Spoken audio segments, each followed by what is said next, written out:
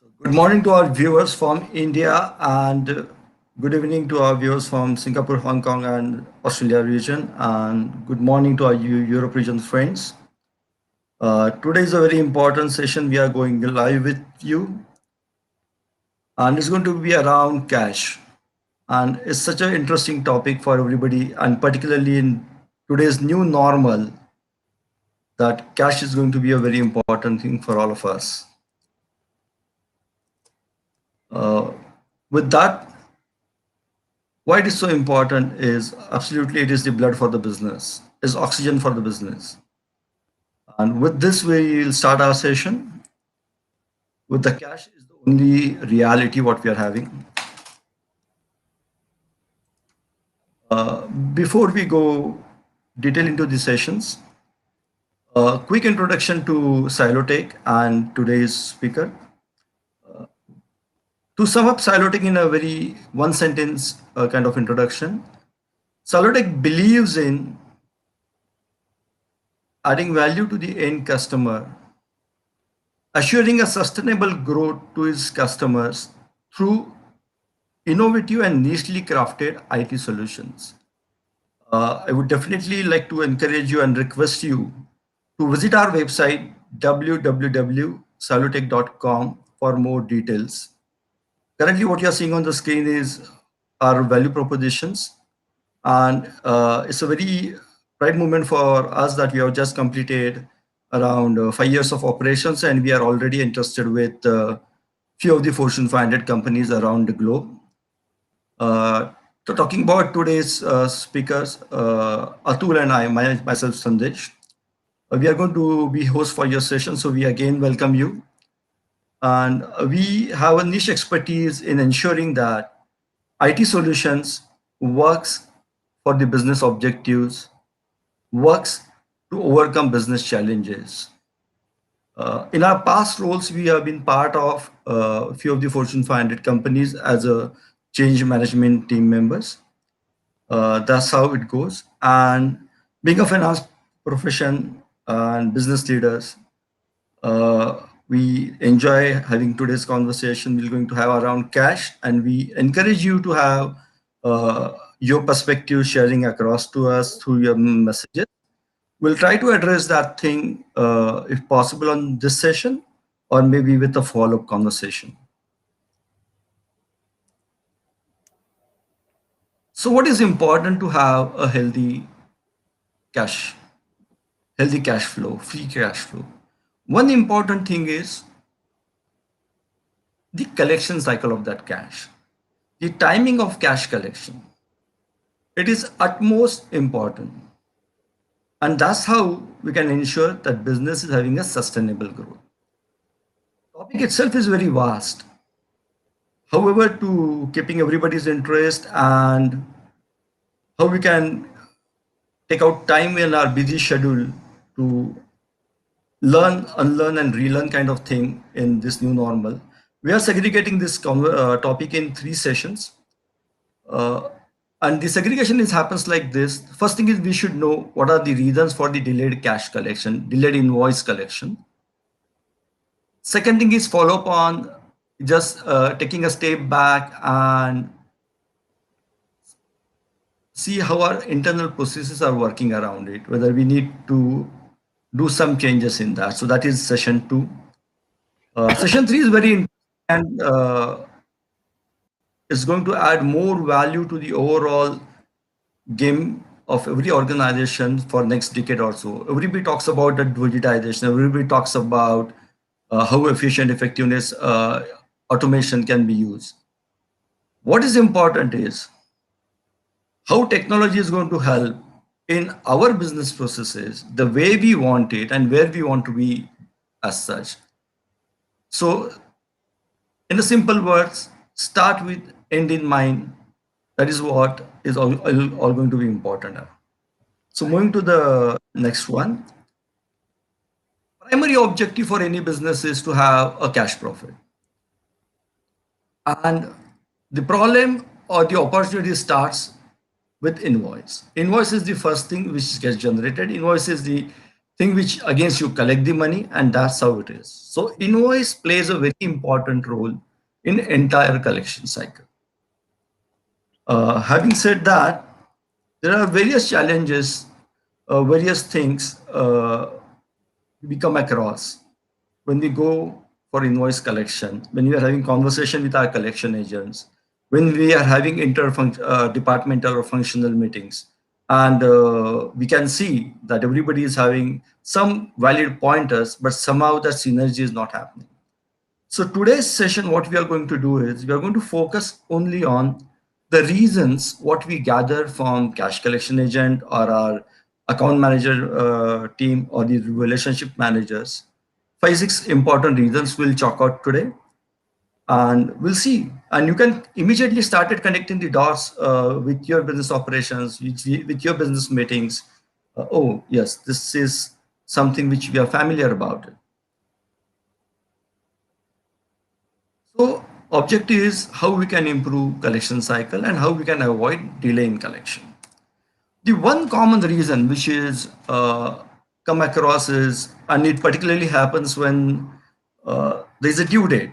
The invoice is due, you are supposed to get that money, and suddenly at the last minute, the guy who's supposed to bring that cash in has bad news. And the bad news is, oh, customer hasn't got that invoice yet. Sounds interesting. A surprise on the due date, you cannot do much. So why it is happening? What may be the reasons? There may be some reasons behind it. There's some reasons around it, and customer is always right most of the time, right? That's what we assume at first place. So this lost invoices went where? We have taken all the due care to make it happen, but it's still a reason come across. We'll take those things in again in detail in our second session about it. The second thing which comes to other reason is incomplete invoices. This incomplete invoices is a very tricky situation. It's a very tricky bucket as such. For any organization, normally invoice is complete. They take all due precaution to say, fine, this is having proper GST number or the VAT number, address, bank account details, customer PO reference, everything is there. This particular category is predominantly available where customer has a specific request. They want their certain project codes to be mentioned on the invoice. They want certain cost centers to be mentioned on the invoice. They want that invoice should have certain kind of description on the invoice, like that. So there is a little bit deviation from a normal business standard invoices. They want something more, and many times the experience says they tell this thing well in advance. Few customers may be at a later point of time, but this is a known information. So it is very important that we have to make an invoice complete from customer's perspective. That is far more important. And what checks and controls we are having in place is going to be the game changer. Third category, if I talk about, is for chasing wrong invoices or already paid invoices. And this is something which actually invites a big trouble as such. Because our team is going to the customers with invoice numbers or details in hand, and customer happily saying these invoices are already paid. Probably out of the 10 invoices, they might have paid 1 invoice, but they reject that complete lot. You have to check at your end, why are you submitting invoices again and again? We have paid this invoice.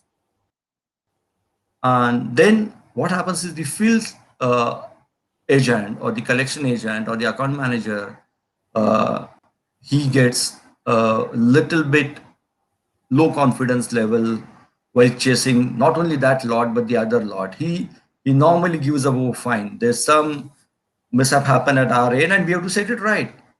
So then that creates again a cycle of issues around us. He may not be that aggressive to chase for the next time. How to overcome that? Why this is happening? There are simple reasons behind it. Are we doing our reconciliations properly? Are we applying right invoices? How we are doing it? We'll definitely cover in more detail in our second session about when it comes to the processes and the other stuff. So it is going to be a tricky situation. Moving to the next reason to say is missing the window of payment cycle. This is something lesser evil if I say as compared to the first three. Here, let's assume everything is fine, everything is proper. There is no issue on the invoice reaching them. There is no issue with the completeness of the invoice. Invoice is also the right invoice. However, there is a delay which is going to happen in our collection process. And why that delay is going to happen is we have just missed the bus. There are many customers who follow a particular day for a payment cycle. There are certain cutoffs which have been followed. See, many of our customers who are already adopted to a vendor management portal, they have the set frequency for their vendors to submit invoices to the vendor management portal on a particular time frame. Right? So after that, system gets automatically locked, and you need to have that exceptional report, exceptional approvals to make any payment over and above whatever it is considered accounted for at a cutoff date. So is it a lack of awareness? Is it a lack of awareness only at the collection agent's side, or is it the lack of awareness in overall process perspective? Do we have our masters, or do we have some trackers in place which talks about, okay, this customer, the payment days, payment cycle is like this, which can help in a great way, because normally payment cycles are staged for 7 days, 15 days. In current situation, it can be extended to a month also, and everybody is facing certain challenges. The next thing is customer insistence for reissue of invoices. Now you have to visualize a situation like there are many countries. I will just quote an example of India as such for everybody to, because it's anyway growing economy, more complexity. We have been launched GST in the recent past as a country, and it is one of the largest rollout of GST, so to say. And we are having very okay. Just to mention, Salvatec is also having their own exact tax as a GST product, and we'll talk about it separately anyways. But coming to this reissue of the invoices is that customers are entitled to have certain VAT or GST input tax credit benefits subject to certain conditions. Those conditions may necessitate them to have invoice on within a particular time frame, needs to be paid off. If they don't pay off that thing, there is a delay for their input tax credit also. There are certain rules and regulations in many countries, particularly developing countries. The SME sector, small and medium-sized organization, their invoices needs to be paid within certain time frame. If somebody pays their invoices after that time frame, then they were supposed to be paid off with an interest element. So they don't want to they want to sit on that invoice. They want to pay as and when they are ready for it, but they don't want to pay you additional interest. They may not want to get into their input tax credit kind of more complications working. So what the simple thing for them is, okay, you issue the fresh invoice. Now, while we are issuing that fresh invoice, obviously we have to do that many a times, because first thing, customer pays our salary, so customer is paying us cash. So we are accommodating that customer, but that accommodating of that customer, to what extent is delaying our cash collection process? Is it becoming a habit? Is it becoming a behavioral pattern at the customer end that every time our cash cycle is getting delayed and deferred because of that? And it's going to be a very interesting thing when we'll probably touch base on our session 3 when we talk about process, people, and technology. Many organizations, a few of our customers have started making an analysis about why the delay is happening, what is the category of delay, and what inferences they can draw at a customer level. And that is the first step. And the next step is is it related to certain behavioral patterns, and how we can overcome with the soft skills around it. So it's for session 3, we'll discuss this thing in very much in detail. Moving to the next one,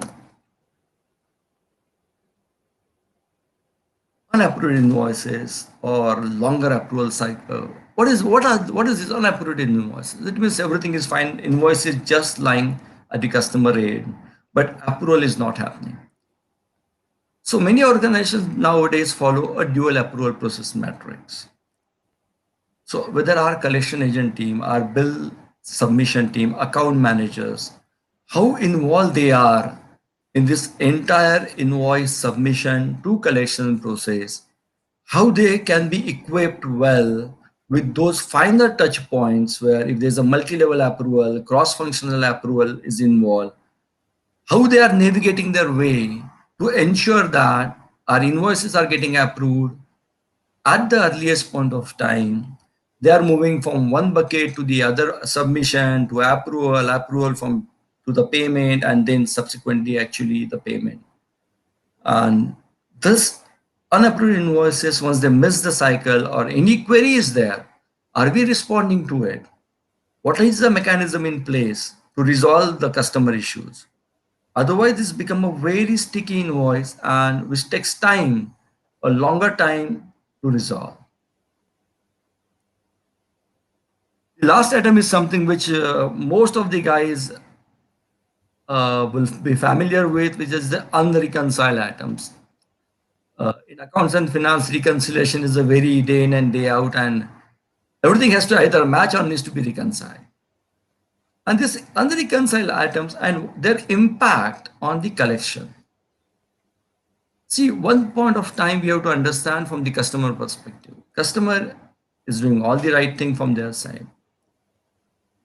Right? But there may be certain items which might be leading to a difference between what we believe is supposed to come collected from customers and what customer believes they supposed to pay to us or they owe to us.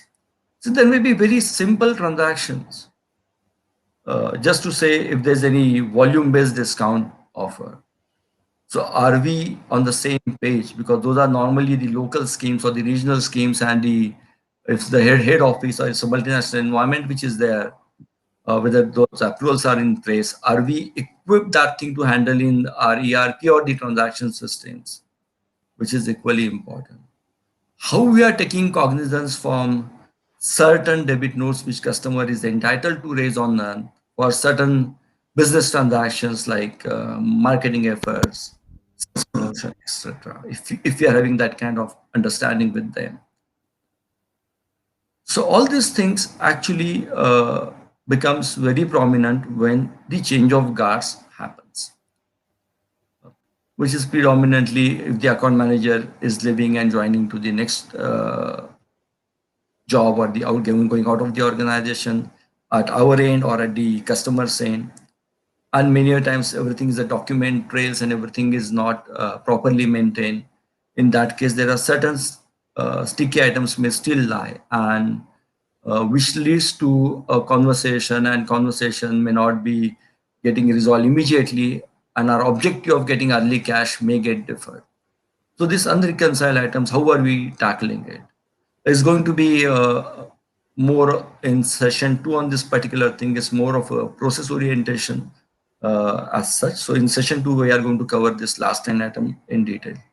So this is how we have just factored certain reasons which I'm sure while having this talk, you are able to already connect the dots and started imagining what's happening at your end. This was the agenda for our session 1. And we are going to follow this agenda to improve our collection cycle